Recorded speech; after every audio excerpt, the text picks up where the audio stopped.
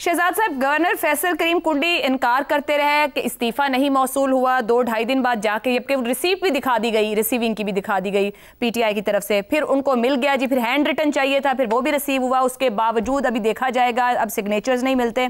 आखिरकार आज वो तस्लीम कर गए और उससे पहले अदालती फैसला आ गया तो उन्हें इकरार करना पड़ा। ये महज आपको एक इत्तेफाक नजर आता है पिछले 5-6 दिन का, या फिर एक सोचा समझा सियासी खेल?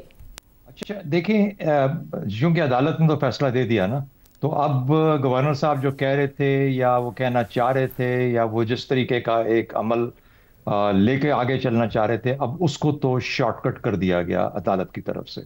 अब अदालत ने जो कह दिया अब उसको हमें मानना पड़ेगा, क्योंकि हम सब किसी आइन किसी अदालत कानून के तहत रहते हैं इस निज़ाम को लेकर। एक बात तो ये होगी, लेकिन मुझे शुरू करने दें जो इफ्तिखार साहब ने बात की वजीर आला के बारे में।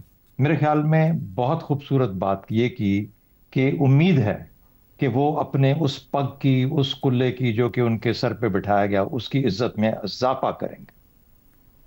उनकी उनकी इज्जत में इजाफा हो गया उस कुल्ले के साथ, लेकिन क्या वो उस कुल्ले की इज्जत में भी इजाफा करेंगे या नहीं? और फिर उसके बाद उन्होंने चंद चीजें बताई कि वो कैसे कर सकते हैं। अब मैं सिर्फ, और बिल्कुल ठीक, 100% मुझे खुशी है कि इस तरीके से बात हुई। अब सवाल ये पैदा होता है कि क्या उस नौजवान की कैपेसिटी में ये नहीं है कि वो ये सब कुछ करके दिखा सकता है?